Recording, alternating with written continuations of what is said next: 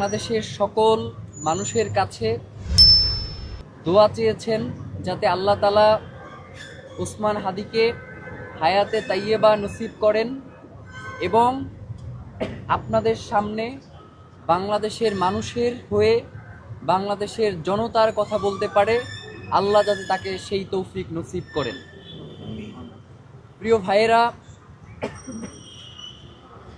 ওসমান ভাইয়ের শারীরিক অবস্থার কথা আপনারা জানতে চেয়েছেন। ওসমান ভাইয়ের বর্তমান শারীরিক অবস্থা হচ্ছে গত 2 দিন ধরে যেমন ছিল খুব একটা পরিবর্তন আসে নাই। তবে আজকে আমরা বোর্ড মিটিংয়ে ডাক্তারদের সাথে কথা বলেছি। তারা আমাদেরকে জানিয়েছে যে পরিবার চাইলে কিংবা রাষ্ট্র যদি মনে করে তাহলে ওসমান হাদিকে তারা উন্নত চিকিৎসার জন্য বিদেশে প্রেরণ করতে পারে। তো আমরা ইতিমধ্যেই ইনকিলাব মঞ্চের পক্ষ থেকে, যেহেতু আপনারা জানেন যে সরকারিভাবে যদি কোনো একজন পেশেন্টকে পাঠানো হয় বিদেশে, সেক্ষেত্রে কিছু প্রসিডিউর রয়েছে। তো ইনকিলাব মঞ্চের ভাই বোনেরা এবং তার পরিবার তারা অলরেডি প্রায় $1.5 কোটি টাকায় ধার করে এয়ারক্রাফট তারা ভাড়া করেছে ওসমান হাদিকে বিদেশে চিকিৎসার জন্য। সেক্ষেত্রে তারা এখন পর্যন্ত সরকারের কাছ থেকে কোনো ধরনের সহায়তা গ্রহণ করে নাই। ভাইয়েরা, ওসমান হাদি বাংলাদেশে, আপনারা এখানে যারা আছেন অধিকাংশই আমার নাম জানেন না, সেটা আমি জানি, কিন্তু বাংলাদেশের এমন কোনো জায়গা নাই যেইখানে ওসমান হাদি তাকে চেনে না এমন একজন মানুষ রয়েছে। সুতরাং সেই ওসমান হাদি বিভিন্ন সময়ে আপনাদেরকে জানিয়েছেন যে তার উপরে হত্যার হুমকি রয়েছে। বিভিন্নভাবে বিভিন্ন মাধ্যমে তাকে হত্যার হুমকি দিয়েছে বিদেশ থেকে এবং বাংলাদেশের বিভিন্ন নাম্বার থেকে।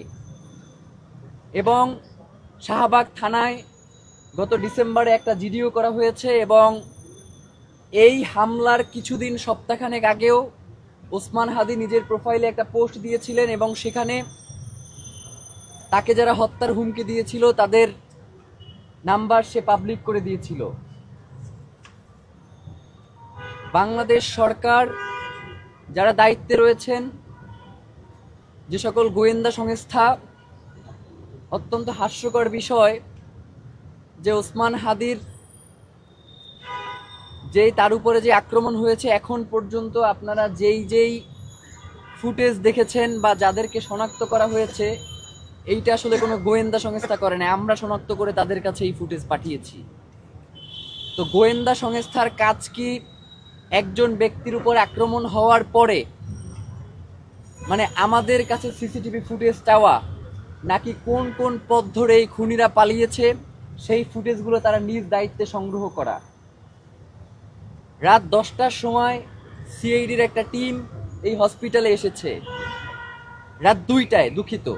তো রাত 2টায় ঘটনা হচ্ছে দুপুর 2টার, আর তারা এসেছে রাত 2টায়। মানে এটা তো একজন খুনির জন্য পালিয়ে যাওয়ার জন্য যথেষ্ট সময়।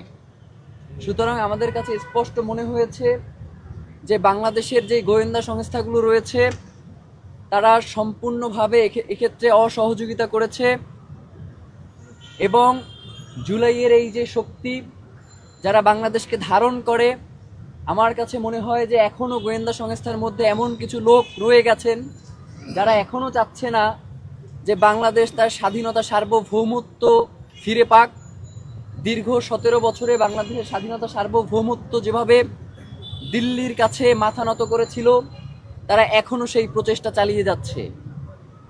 এবং ইতিমধ্যেই আমরা সংবাদ মাধ্যমের জানতে পেরেছি, এটা সম্ভবত 5 থেকে 10 মিনিট আগের ঘটনা, যে তারা বলেছে যে খুনি আমাদের প্রতিবেশী রাষ্ট্র ভারতে পালিয়েছে। আপনাদের কাছে একটা কথা জানতে চাই যে বাংলাদেশে যারাই এবং যখনই কোনো গুম, খুন এবং হত্যা হয়, সেই খুনির আশ্রয়দাতা অটোমেটিক্যালি ভারত হয়ে যায়। তো একটা প্রতিবেশী রাষ্ট্রের দায়িত্ব কি তার পার্শ্ববর্তী রাষ্ট্রের যে নিরাপত্তা যারা বিঘ্নিত করে তাদেরকে আশ্রয় দেয়া, নাকি তার পার্শ্ববর্তী রাষ্ট্রের নিরাপত্তা যাতে কোনোভাবে ব্যাহত না হয় সেই দিকে সহযোগিতা করা? আমরা ইনকিলাব মঞ্চের পক্ষ থেকে আপনাদেরকে জানাতে চাই, যদি সত্যি সত্যিই ভারতে এই খুনি পালিয়ে থাকে তাহলে যেন অতি দ্রুত বাংলাদেশ সরকারের পক্ষ থেকে ভারতকে আহ্বান জানানো হয় খুনিকে হস্তান্তরের ব্যাপারে। এবং এই ব্যাপারে যদি ভারত অসহযোগিতা প্রকাশ করে তাহলে ইনকিলাব মঞ্চ বাংলাদেশের সকল বাংলাদেশপন্থী জনতাকে নিয়ে ঘোষণা করছি যে বাংলাদেশে ভারতীয় দূতাবাসের আর কোনো কার্যক্রম চলতে দেয়া হবে না। যেই রাষ্ট্র বাংলাদেশের স্বাধীনতা সার্বভৌমত্বকে বিনষ্ট করে দিতে চায়, যারা বারংবার বাংলাদেশের এই মানচিত্রে যারা থাবা বসিয়েছে তাদেরকে আশ্রয় দিয়েছে, এবং এই খুনি পতিত স্বৈরাচার হাসিনাকে যারা এখন পর্যন্ত লালন পালন করছে, সেই রাষ্ট্রের সাথে বাংলাদেশের সুসম্পর্ক থাকবার আর কোনো কারণ হতে পারে না। আমরা বাংলাদেশের জনগণ হিসেবে আপনাদের মাধ্যমে বহির্বিশ্বের যারা আছেন তাদেরকে একটা বার্তা দিতে চাই যে আপনারা অতি দ্রুত বাংলাদেশের স্বাধীনতা সার্বভৌমত্বের ব্যাপারে যে আশঙ্কা দেখা দিয়েছে এবং বাংলাদেশের সার্বভৌমত্বকে যারা বিভিন্নভাবে বিনষ্ট করার চেষ্টা করছে, বহির্বিশ্বে যারা রয়েছেন, আপনারা অতি দ্রুত এই প্রতিবেশী এই আধিপত্যবাদের যেই শক্তিটা রয়েছে, যারা বাংলাদেশকে অকার্যকর রাষ্ট্রে পরিণত করতে চায়, তাদের বিরুদ্ধে আপনাদের জোরালো কণ্ঠস্বর আমরা শুনতে চাই। ডক্টর ইউনূস মহোদয়, আপনি খুব সুন্দর সুন্দর করে কথা বলেন, মাঝে মধ্যে একটু মুচকি হাসেনও, আপনার লজ্জা পাওয়া উচিত। যেই ওসমান হাদি আপনার এই অন্তর্বর্তীকালীন সরকার, তিনি তো আসলে কোনো রাজনৈতিক দল এবং মতের মধ্য দিয়ে উঠে আসা সরকার নয়, তিনি তো বাংলাদেশের জনতার সরকার। সেই বাংলাদেশের জনতার কণ্ঠস্বর শরীফ ওসমান হাদি, যিনি ঢাকা বাংলাদেশের ৩০০ আসনের মধ্যে ঢাকা ২৮ অত্যন্ত গুরুত্বপূর্ণ, আপনারা জানেন। ওসমান হাদি কোনো ঠুনকো ব্যক্তি নয় যে তাকে যে কোনোভাবেই আপনারা বিবেচনায় নিতে পারেন। ওসমান হাদি হচ্ছে বাংলাদেশের স্বাধীনতা সার্বভৌমত্বের প্রতীক। সুতরাং আপনারা ওসমান হাদির নিরাপত্তা নিশ্চিত করতে পারেন না, অথচ আপনারা বলেন ফেব্রুয়ারির 12 তারিখে আপনারা নাকি নির্বাচন করবেন। এক আসনের প্রার্থীর আপনারা নিরাপত্তা নিশ্চিত করতে পারেন না, আর ৩০০ আসনে আপনারা ইলেকশন করবেন এবং সেই ইলেকশন সুষ্ঠু হবে, কোনো ঝামেলা হবে না এবং সবথেকে সুন্দর নির্বাচন হবে, এমন কথা যখন আপনারা বলেন তখন আপনাদের মুখে আমাদের থুতু মারতে ইচ্ছে হয়। আপনাদেরকে আমরা জানাতে চাই যে ইতিপূর্বেও ওসমান হাদি তার শঙ্কার কথা জানানোর পরেও কেন গোয়েন্দা সংস্থা থেকে তাদের বিরুদ্ধে কোনো ধরনের ব্যবস্থা নেওয়া হলো না। এবং আপনারা জানেন যে এই যে খুনি, এই খুনি ইতিপূর্বেও গ্রেফতার হয়েছে এবং তাকে এই সরকারের আমলেই জামিন দেওয়া হয়েছে। আমরা তো মনে করি যে তার এই জামিন ওসমান হাদিদের মতো যারা জুলাইয়ের কণ্ঠস্বর, যারা বাংলাদেশের স্বাধীনতা সার্বভৌমত্বকে ভালোবাসে, যারা বাংলাদেশের স্বাধীনতা সার্বভৌমত্বকে টিকিয়ে রাখার জন্য লড়াই করছে, তাদেরকে আসলে মেরে ফেলার জন্যই এদেরকে বের করা হয়েছে। সুতরাং এই দায় কোনোভাবেই অন্তর্বর্তীকালীন সরকার এড়াতে পারে না।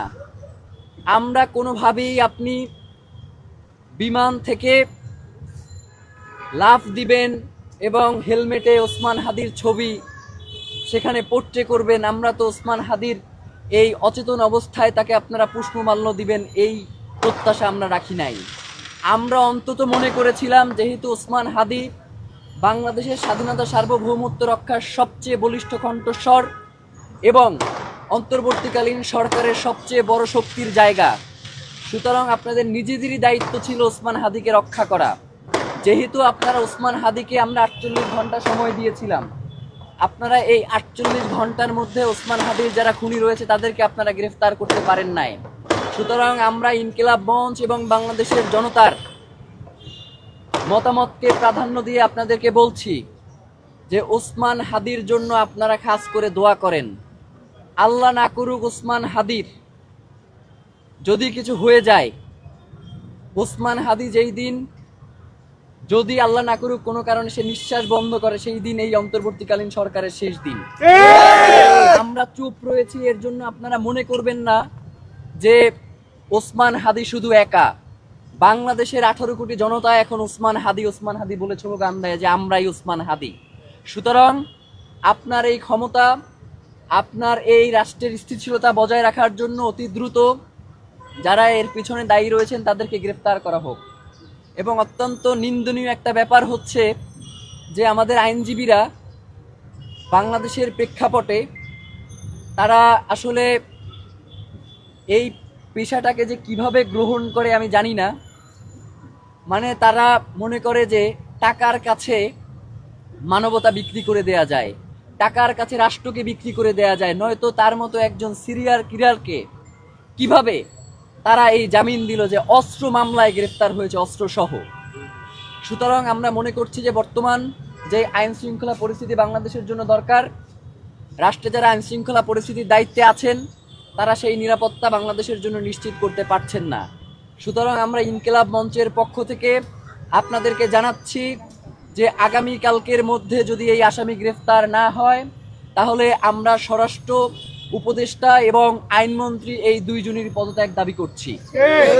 এবং আমরা সেই সাথে আপনাদেরকে জানাতে চাই যে আগামীকালকে ঢাকায় শহীদ মিনারে ইনকিলাব মঞ্চের পক্ষ থেকে সর্বদলীয় একটি প্রতিরোধ সমাবেশের আয়োজন করা হয়েছে বিকাল 3টায় শহীদ মিনারে। বাংলাদেশের সকল রাজনৈতিক দল এবং মত যারা বাংলাদেশপন্থী, কোনোভাবেই যারা ভারতের তাবেদার তাদেরকে আমরা এখানে আমন্ত্রণ জানাচ্ছি না। যারা বাংলাদেশপন্থী সকল রাজনৈতিক দল মত এবং সংগঠনকে আগামীকালকে শহীদ মিনারের 3টার প্রতিরোধ সমাবেশে অংশগ্রহণ করার জন্য উদারত আহ্বান জানাচ্ছি। এবং আগামীকালকে আমরা সেখানে বাংলাদেশের জনতার পক্ষ থেকে আমরা সেখানে কর্মসূচি ঘোষণা করব এবং পরবর্তী পদক্ষেপ আমাদের কি হবে সেটা আমরা আপনাদেরকে জানাবো। আমরা অত্যন্ত আশঙ্কা বোধ করছি যে আগামী নির্বাচনকে কেন্দ্র করে বাংলাদেশকে অস্থিতিশীল করবার জন্য একটা চক্র উঠে পড়ে লেগেছে। আপনারা জানেন যে ওসমান হাদি তার গুলিবিদ্ধ হওয়ার ঘটনায় পুরো বাংলাদেশে বিক্ষোভ মিছিল হয়েছে এবং উত্তরার একটা বিক্ষোভ মিছিলে 2 জন ফিরে যাওয়ার সময় তাকে আওয়ামী লীগের যারা রয়েছেন তারা তাদেরকে আহত করেছেন, এলোপাতাড়ি তাদেরকে কুপিয়েছেন। আমরা 5ই আগস্ট যেই কাজটা করবার আমাদের দায়িত্ব ছিল আমরা সেই কাজ করতে পারি নাই। আগামীকালকের প্রতিরোধ সমাবেশে আমরা সেই অসমাপ্ত কাজ পূর্ণ করার ঘোষণা করব ইনশাআল্লাহ। বাংলাদেশের স্বাধীনতার সার্বভৌমত্ব টিকিয়ে রাখতে হলে বাংলাদেশে ভারতের কোনো দাসত্ব মেনে নেওয়া হবে না। বাংলাদেশের স্বাধীনতা সার্বভৌমত্ব টিকিয়ে রাখতে বাংলাদেশের কোনো রাজনৈতিক দলকে ভারতের পক্ষপাত দুষ্ট হতে দেয়া হবে না।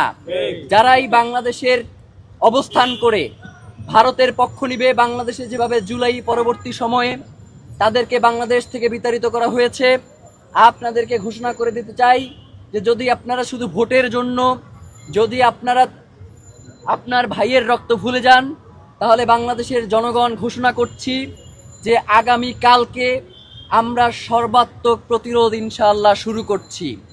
আর কোনো বিন্দুমাত্র ছাড় দেয়া হবে না। এবং আপনাদেরকে এটাও জানিয়ে রাখি, যদি সরকার আইন শৃঙ্খলা পরিস্থিতি এই গ্রেফতারের মাধ্যমে স্বাভাবিক করতে সক্ষম না হয় তাহলে যে কোনো পরিস্থিতির জন্য এই সরকারকেই দায়ী থাকতে হবে। এবং আমরা মনে করছি যে এই ওসমান হাদি তো শুধুমাত্র তার নিজের জন্য জীবনে কিচ্ছু করে নাই, তার সন্তানকেও সে সময় দিতে পারে নাই কোনোদিন। তার ওয়াইফ যখন প্রেগনেন্ট তখন সে হুমকি পেয়েছে, আমরা শাহবাগ থানায় জিডি করেছি। তার বাচ্চাটা সবেমাত্র বাবা বাবা বলা শুরু করেছে। সকালবেলা উঠে সে যেদিন তার গায়ে গুলি লেগেছে তার মাথায় পরের দিন সকালবেলা সে উঠছে, তো তার ওয়াইফ আমাকে ফোন দিচ্ছে, পাশ থেকে আমি শুনছি যে তার বাচ্চাটা বাবা বাবা বলে ডাকছে। সুতরাং যেই ওসমান হাদির সন্তান তার বাবা বাবা ডাক তার পিতার কণ্ঠে শোনাতে পারে নাই বা তার পিতার কাছে সেই ডাক পৌঁছাতে পারছে না, সুতরাং কোনো জাতির পিতা বলে যাদেরকে আখ্যায়িত করা হয় তার সন্তানেরাও আর সামনে তার পিতার কাছে তাদের ডাক শোনাতে পারবে না। আমরা আপনাদের সহযোগিতা চাই। ওসমান হাদি সবসময় বলেছে যে বাংলাদেশের মিডিয়া তারা অতীতে যেই পক্ষপাত দুষ্ট আচরণ করেছে, কিন্তু আমি ওসমান হাদিকে তারা যেভাবে সর্বাত্মক সহযোগিতা করেছে সবসময়, এটা আমি তাদের প্রতি চিরকৃতজ্ঞ, এটা সে সবসময় বলতো। সুতরাং আমরা মনে করছি আপনি একই সাথে সাংবাদিক এবং বাংলাদেশের একজন মানুষ, সুতরাং আপনাদের কাছেও বিভিন্ন ধরনের তথ্য বিভিন্ন জায়গা থেকে আসে। আপনারাও বাংলাদেশের একজন নাগরিক, বাংলাদেশের স্বাধীনতা সার্বভৌমত্বের একজন অতন্ত্র প্রহরী হিসেবে আপনাদেরও কর্তব্য রয়েছে। যারা বাংলাদেশের স্বাধীনতাকে বিনষ্ট করতে চায় তাদের বিরুদ্ধে আপনারা আপনাদের প্রতিবাদ জারি রাখবেন এবং মিডিয়াগুলোতে আপনারা যাদেরকে আমন্ত্রণ জানান তাদেরকে আমরা দেখি যে তারা একজন মানুষ হসপিটালের বিছানায় পড়ে আছে আর তাকে নিয়ে তারা উল্লাস প্রকাশ করছে। এই ধরনের মানুষকে আপনারা যখন টকশোতে জানান তখন আপনাদের প্রতি আমাদের কিছু বলবার থাকে না, শুধু ধিক্কার জানাতে ইচ্ছা হয়। আমরা আর এই ধিক্কার জানাতে চাই না। আমরা মনে করি আপনারা যাদেরকে এই টকশোগুলোতে আমন্ত্রণ জানান আপনাদের অবশ্যই এই ব্যাপারে সতর্ক হওয়া প্রয়োজন, কারণ মানবাধিকার শুধু মানুষের জন্য, কোনো পশুর জন্য কোনো মানবাধিকার নাই। পশুর কণ্ঠস্বর তো আসলে আমরা মিডিয়ার মাধ্যমে আপনাদের কাছ থেকে শুনতে চাই না। তো ভাইয়েরা, আমরা ওসমান হাদি ভাইয়ের জন্য আপনাদের কাছে দোয়া চাই এবং আগামীকালকের যেই সর্বদলীয় প্রতিরোধ সমাবেশটি রয়েছে সেটি যাতে সকলের সহযোগিতায় সম্পূর্ণভাবে সফলভাবে বাস্তবায়িত হয় সেই আশা এবং সহযোগিতা কামনা করে আজকের সংবাদ সম্মেলনটি শেষ করছি। আপনাদের পক্ষ থেকে আমরা 2 থেকে 3টি প্রশ্ন নিব এবং এরপরে আমরা আজকের এই সংবাদ সম্মেলনটি শেষ করব।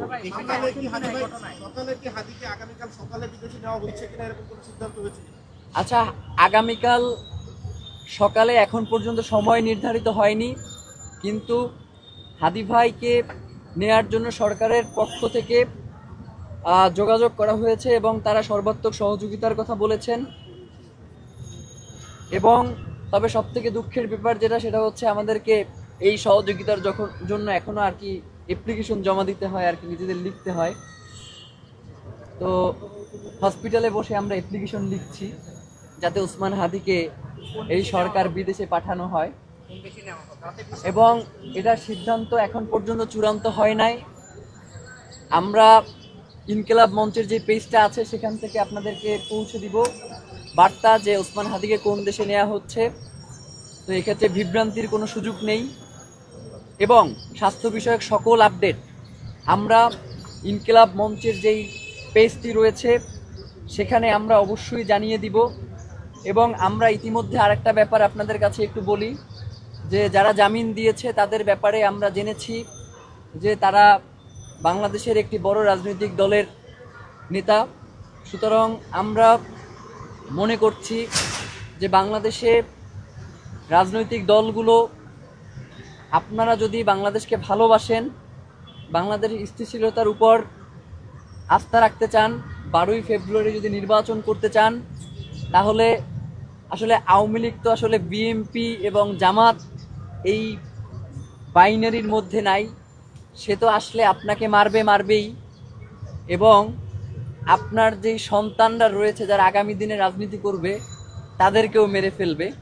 সুতরাং আওয়ামী লীগের প্রশ্নে আপনাদের কোনো দ্বিচারিতা আমরা শুনতে চাই না। আমরা চাই যে আপনারা সকলে, অন্তত প্রত্যেকের মতাদর্শ আলাদা হতে পারে, কিন্তু আওয়ামী লীগের প্রশ্নে, বাংলাদেশের স্বাধীনতা সার্বভৌমত্বের প্রশ্নে আপনারা একাত্মবদ্ধ থাকবেন, এটাই আমাদের প্রত্যাশা।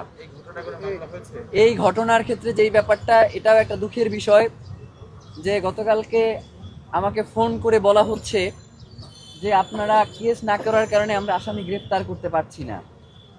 তো এটা আসলে বাংলাদেশের কোন ধরনের আইন শৃঙ্খলা পরিস্থিতি বাংলাদেশে বিরাজ করছে, এটা আসলে আপনারা এর মাধ্যমেই বুঝতে পারেন যে ওসমান হাদির পক্ষ থেকে, তার পরিবারের পক্ষ থেকে মামলা না করায় নাকি তারা আসামিকে গ্রেফতার করতে পারছে না। মানে এই হচ্ছে রাষ্ট্রের অবস্থা। এখন পর্যন্ত মামলা হয় নাই। তো আমরা মামলার জন্য আমাদের সাথে আসার পথে যোগাযোগ করা হয়েছে, আমরা তাদেরকে আসতে বলেছি এবং অতি দ্রুত মামলা রুজু হবে। তো আমরা মনে করছি যে মানে মামলা তো বাংলাদেশে মানে 2-3 লাখ মামলা এখনো চলমান রয়েছে, এরও হয়তো অনেক বেশি। রাজনৈতিক দলগুলোই তো লক্ষ লক্ষ মামলা রয়েছে। মামলা করলেই যে ইনসাফ প্রতিষ্ঠিত হবে ব্যাপারটা এমন নয়। আমাদেরকে ইনসাফ প্রতিষ্ঠার এই লড়াইকে সকলে একতাবদ্ধ হয়েই কাজটা চালিয়ে যেতে হবে। শুধু মামলা করে, শুধু ব্যক্তি নিরাপত্তা নিশ্চিত করে, বাংলাদেশে 18 কোটি মানুষ, আপনি কয়জনের নিরাপত্তা নিশ্চিত করবেন? আপনাদের উচিত ছিল তো সন্ত্রাসীকে দমন করা।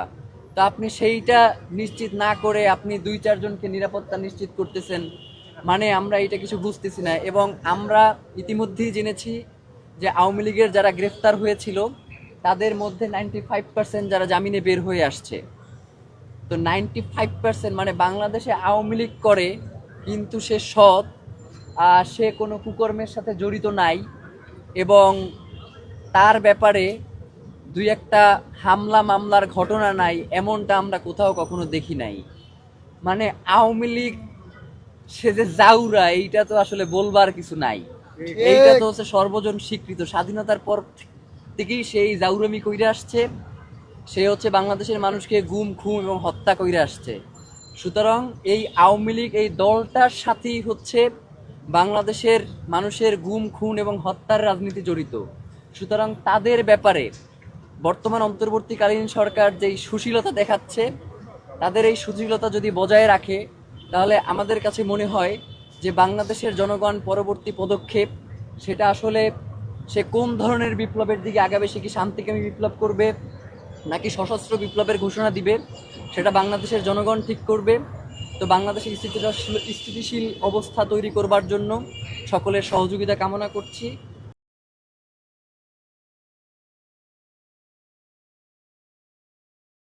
দিনাজপুর টিভি, মানুষের জীবনের কথা বলে।